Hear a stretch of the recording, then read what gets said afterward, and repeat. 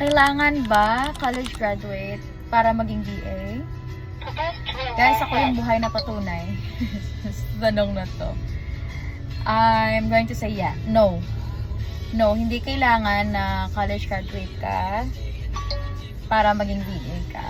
Yung binabayaran kasi dito sa industry na to is yung experience mo.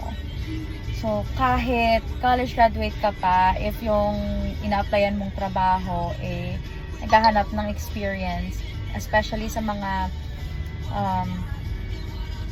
industry na or mga niche na sales or customer service, mga executive assistant, mga ganong role, binibili doon yung experience mo.